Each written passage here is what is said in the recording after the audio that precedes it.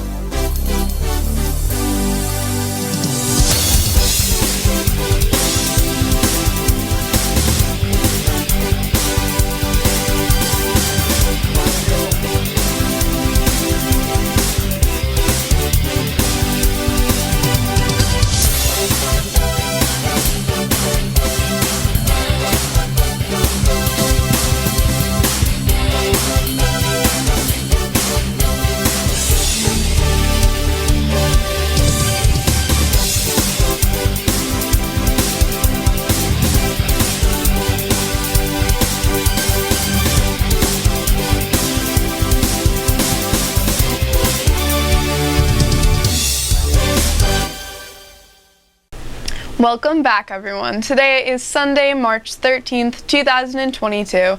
I'm your host, Samantha, and we have a great lineup of segments prepared for you. First up, we have Chris starting off the week right with his segment, Drum Studio, where he shares an original song each week. Then we have Marissa with her question of the week.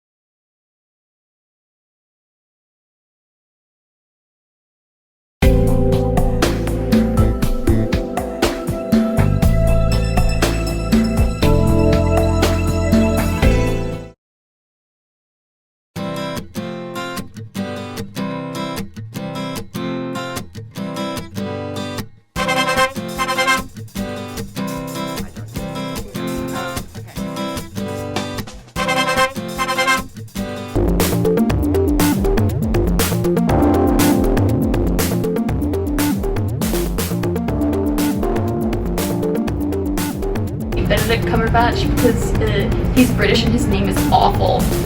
It's disgusting. It's the worst name ever. I can't even spell it. Swift. She already has me over here. Okay, go. I would be Kendall Jenner. Kim Kardashian because she's rich.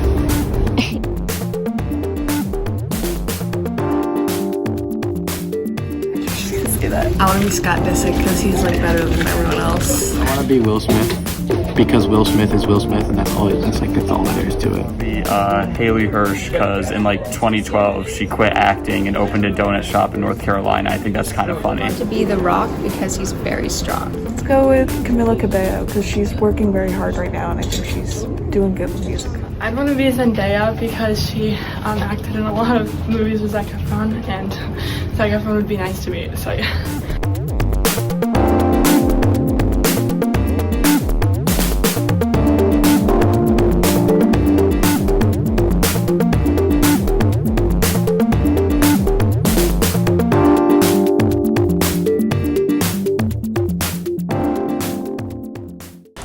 This Thursday, March 17th at 7 p.m., the musical Cabaret fundraiser will be taking place. This will be hosted by the musical and drama departments in the cafeteria, and admission will be $5 at the door. Go stop by and support our fellow Spartans. This week on Student Profile, we meet fellow student Coco. Let's see what Rosie has to share. Then, Conrad discusses popular conspiracy theories on his segment, You Ask, We Answer.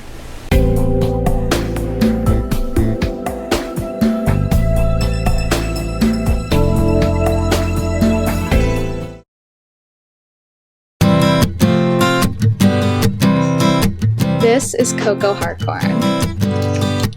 Coco is in 10th grade here at Monument. Her favorite class to take here is ceramics, and her favorite thing about Monument is being able to see all of her friends. When she's not in school, Coco loves to journal and draw. She also plays soccer and runs track for the teams here at Monument. Some fun facts about Coco is that her dad is a teacher here. Her favorite food is chocolate chip banana bread. Her favorite color is green, and her favorite movie is Juno. Coco is still unsure about what she wants to do after high school, but she's excited to figure it out.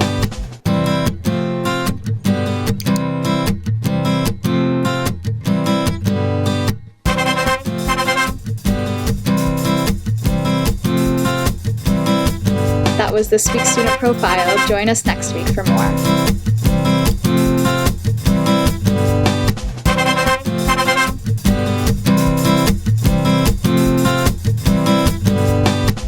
Look at the time, or lack thereof. Today is daylight savings time, so make sure you have sprung your clocks an hour ahead. Do you know what that means? Drum roll, please. Spring is just around the corner. Next Sunday, the 20th, is the first official day of spring. Next up, we have our now professional reviewers, Sam and Nick. Sam first shares his always informative perspective on video games. Nick then follows with a review on some more music. Let's hear what they have to say.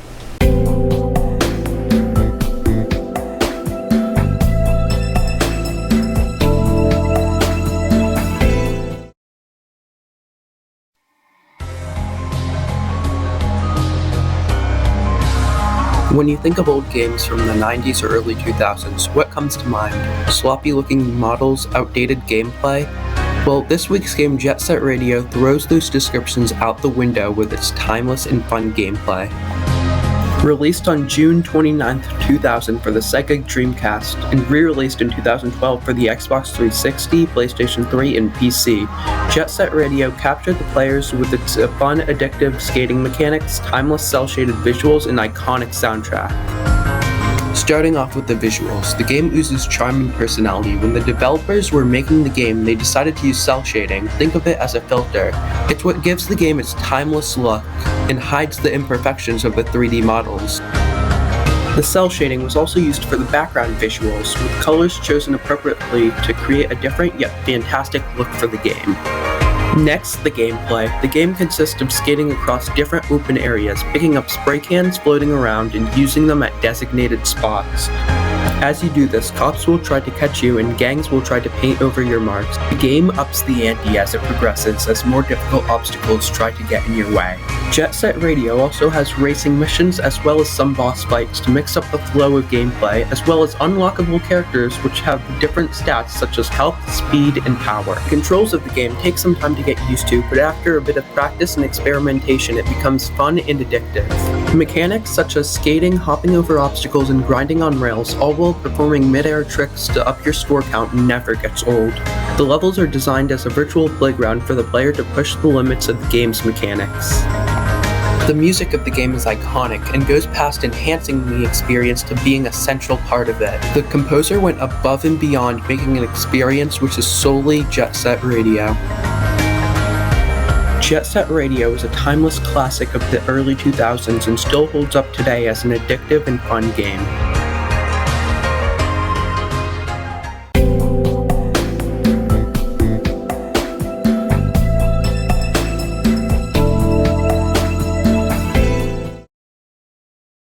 Hey guys, welcome back to It's Music. It's me, Ron Carter.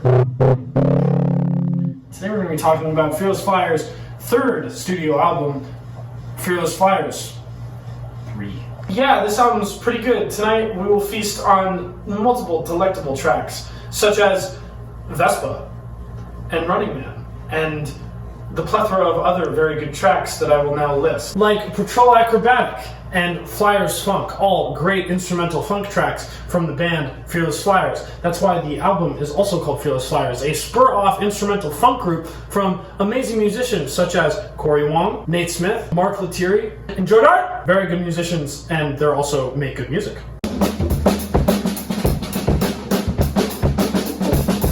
Appeared out of nowhere on Spotify after producer Jack Stratton from the illustrious band Vulfpeck, and also from the record company Vulf Records, made by the same guy from the same band, just decided, hey, wouldn't this be cool? And then he produced it, and then they put it on Spotify. It's surprising to know, it's almost like these guys are good at the instruments that they play. He's my favorite guy ever. Give him a little one of these. I like him a lot.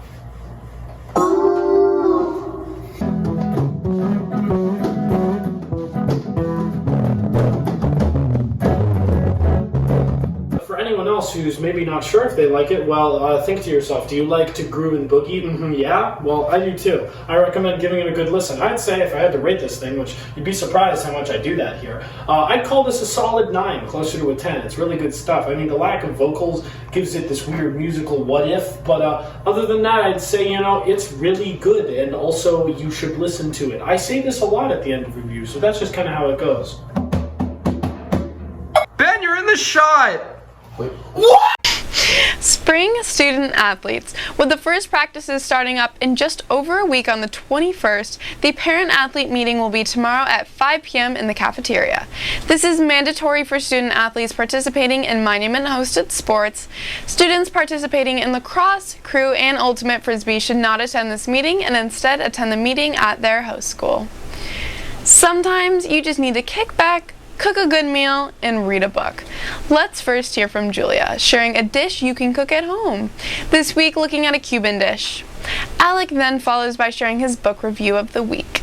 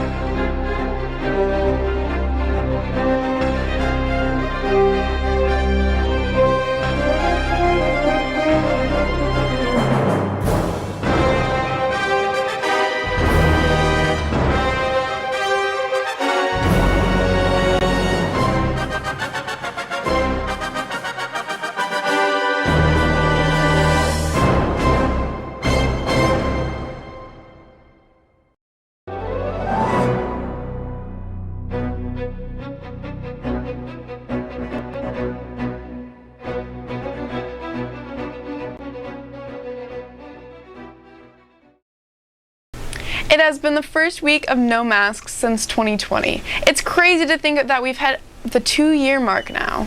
Recently, there has been a slight change in the mask mandate.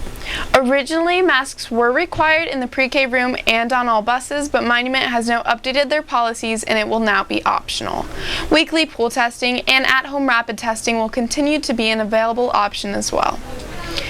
Ray is back this week with more botany. Let's check out all there is to know about plants. Then, we have Brian sharing soccer highlights.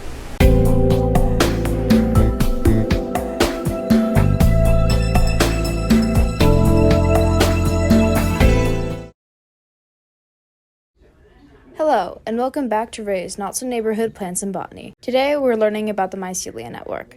What is the mycelia network, you may ask? Mycelia is the wispy root-like structure of mushrooms that grows below the ground. However, there's actually much more to this amazing system. Mycelia acts as communication branches between plants in a forest. The mushroom roots latch onto the roots of the other plants, creating a connection that will be used to trade nutrients and warn others of danger ahead of time. It can even help aid plants that are sick and malnourished. This root system can stretch over hundreds of acres of forest, the main location where all the information crosses over being called the hub, or mother tree, and is usually the largest or oldest tree in any given forest. The hub decides where nutrients go and relays messages and signals to all the other plants.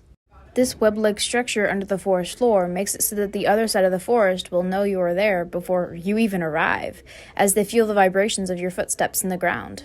CMN, or the common mycorrhizae network, makes it so that plants can release chemical signals by air and through their mycelia roots to let others know when a threat like disease or insect is attacking the plants, so they can put up their defenses, kind of acting like an internet of the plant world.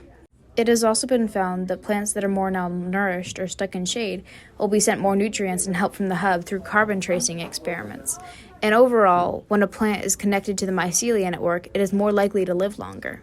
Here are some fun facts. Nutrients and information can be transferred to plants several hundred feet away from the original source. The hub got the nickname mother tree because it has been found that the hub will send more nutrients and help to plants that are of its kin, like how a mother would care more for her own children before other ones.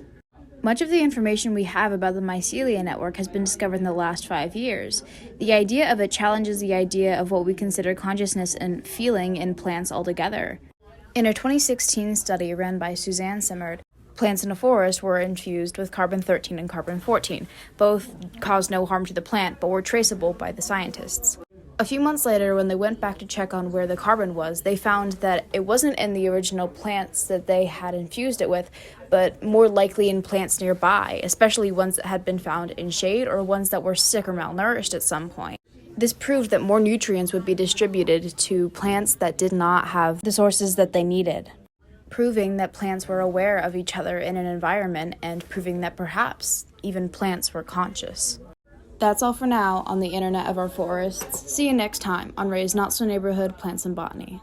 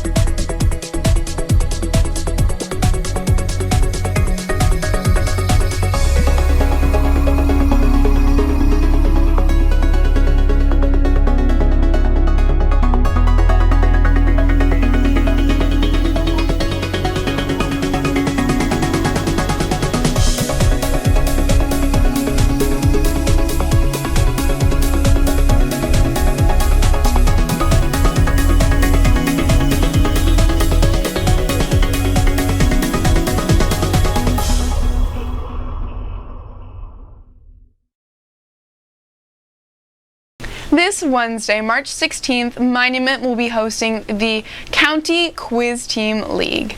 Good luck to all of our Spartans contributing. Now, it is finally time for our Sports Weekly, where we give you all the latest updates in the sports world. This week, Wesley walks us through the craziness of the national sports world with his segment, National Sports News. Let's see what's going on. Caden has returned this week, and we couldn't be more excited to hear everything that we've missed about basketball. Take it away, guys.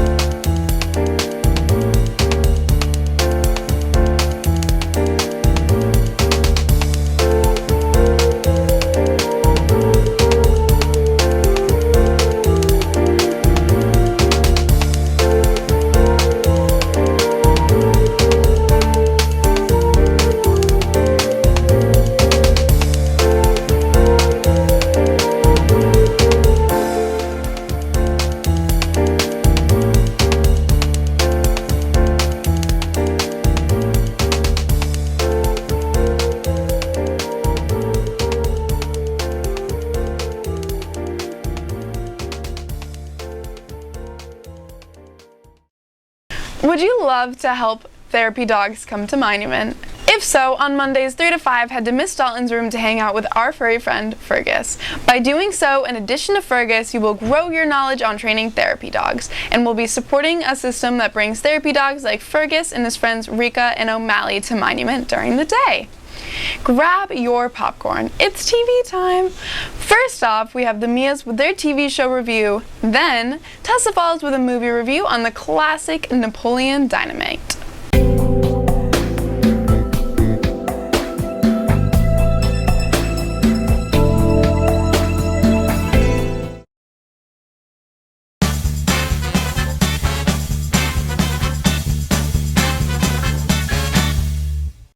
Hello everyone and welcome back to me and Mia's TV review. Today we are reviewing Stranger Things. Stranger Things is about a town in the 1980s called Hawkins in Indiana.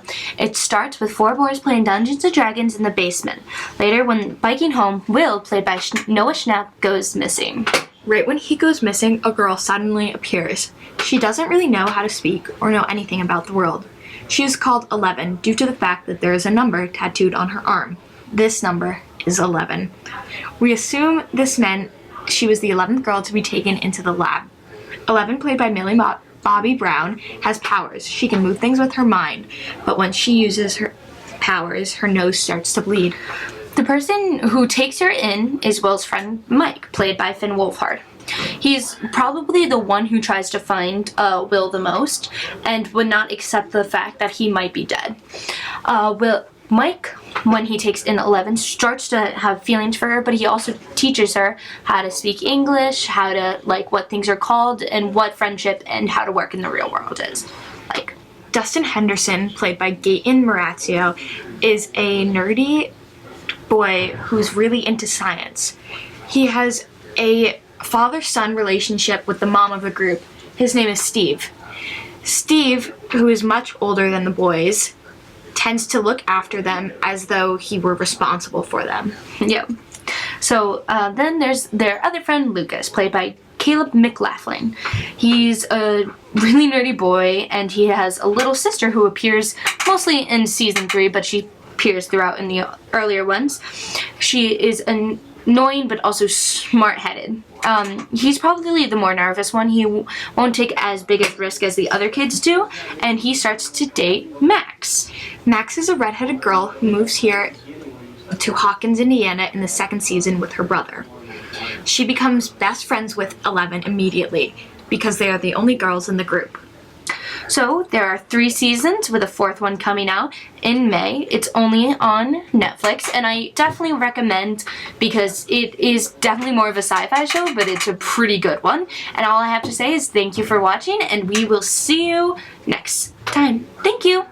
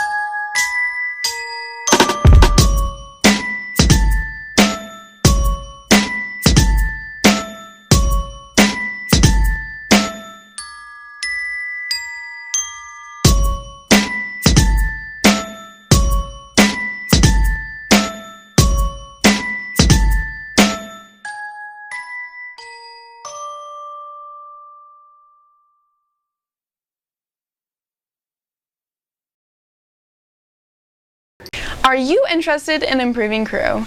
If this is a true statement for you, join the Crew Planning Committee this Thursday, March 17th at 2:50 p.m. in room B03. It's hard to know these days what's real and what's fake, or maybe it's just me. Anyways, that's why we have Gage on this week's Mythbuster segment. Then, Weatherman Luke shares the weekly forecast.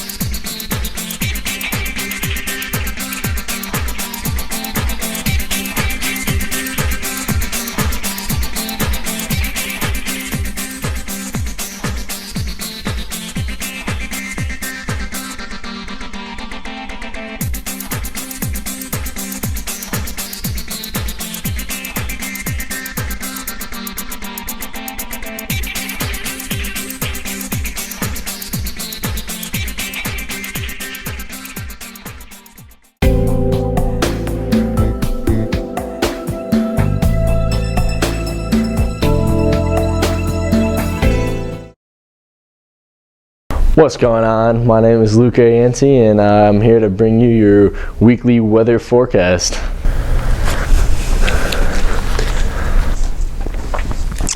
So this week's weather, it's going to be your pretty standard, March week, I'd say. We right here on a Sunday, it's going to be pretty chilly, about the mid-30s, and not going to be the best, but Monday, Tuesday, Wednesday, and Thursday here going to be partly cloudy, partly sunny. We have a chance later on in the week around Wednesday and Thursday to get up into the mid-50s. On Thursday here it's going to be up 57. Partly cloudy, nothing too special, mostly spring. All the snow that we might have just got hit with, it's going to be completely gone. All the snow is going to be melted. It's going to be really mucky, and Friday, Saturday, and Sunday into next weekend, we're going to have a lot of precipitation, because we got a storm coming in from around the New York area, which is going to be hitting us later on in the week, and that's going to be happening on Friday. It's going to be around in the 50s, I'd say mid-40s all the way through here, and then mid-50s later on in the week, with staying in the 50s range for this light dusting of rain we might get. Also this week I'm adding weather facts to the segment, so to start it out, in light of this cold weather, or I should just say average springtime weather, I have a fact here from California that in 2017, actually, there's a heat wave that hit the Napa Valley vineyards, and the grapes, they actually turned to raisins. As you can see here, the grapes turned to raisins before they were even harvested because of how hot it was. It was over 110 degrees for 3 days straight, and we're getting there. pretty soon it'll be up there. But yeah, that's your weekly forecast. Back to you, Samantha. Thanks, Luke. Now, folks, don't forget, Friday there will be no school due to a full day in service.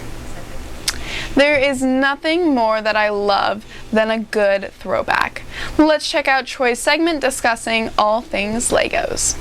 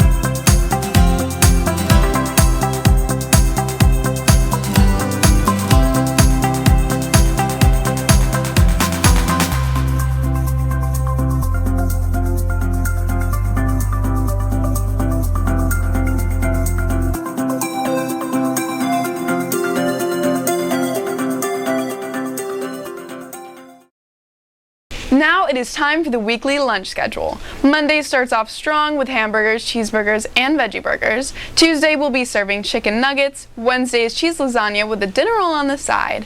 Then we finish off the week with Thursday's hot corned beef sandwich on rye or Reuben bread. There will be no lunch on Friday due to the full day in service. Last but never least, Orson is back on his segment, Shoe Review. Afterwards, a short skit will be performed by Hyatt. Let's see what they have in store.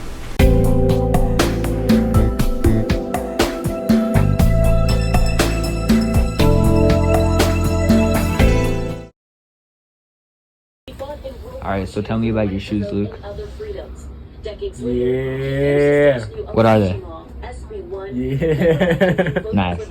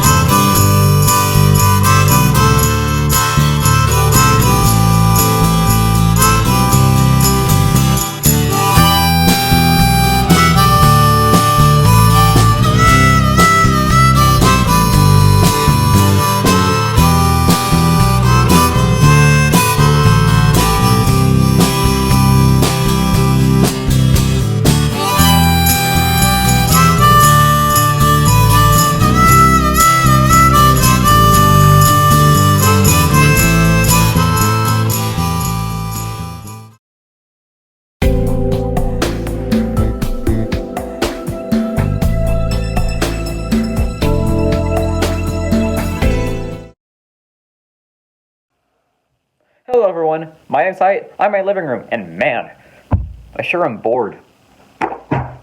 Read a book! Books have always been the standard thing for parents to throw at their kids when they have no other option. Bored? Read a book. Tired? Read a book. Scurvy? Read lots of books. Of course, with all this incessant read a book nonsense, I don't think any of us have actually read this stuff, which kind of causes a problem when a book report comes. So, I invented hit notes. Padded declined, when you just need to read the book and get done with it. Of course, my first hit notes is going to be of Harry Potter, the most popular series until the author turned out to be a real bad person. And well, here are my hit notes for Harry Potter. High schooler with childhood trauma decides to go to wizard college after being convinced to win a hairy bald man turns his little brother into a pig. Then he meets his two best friends, Weasel and Ranger. After some teacher troubles, after looking in the self-loathing mirror, he finds the magic stone and figures out it's the first Horcrux. After a lot of air soccer nonsense, we go to the 8th novel, and well, he's facing his childhood trauma by deciding to attempt to harm the man who caused that childhood trauma. It doesn't go well, and he sees many of his friends meet a gruesome fate. Also, there's a guy whose name is Neville, and he has a toad. Anyways, I hope you enjoyed my product pitch. The patent has been pending for 8 years, and hopefully it'll get passed soon. Hi, I'm here to pick up my medication. Oh, insomnia, right? I have just the medication for you. Oh no, I'll need 3 more books for that. I have scurvy. Don't worry, I didn't forget to record an ending this time. I think I go last in the show, so don't enjoy the next segment. Please have a great weekend. Bye. That brings us to the end of this week's edition. Thank you for joining us tonight. We truly appreciate your support. If you have any suggestions, we would love to hear. Please reach out through our email, monument.tv2021@gmail.com. Have a great evening. We will be back next week, same time, same channel. This has been your host, Samantha from MMTV, signing off. Good night, everyone.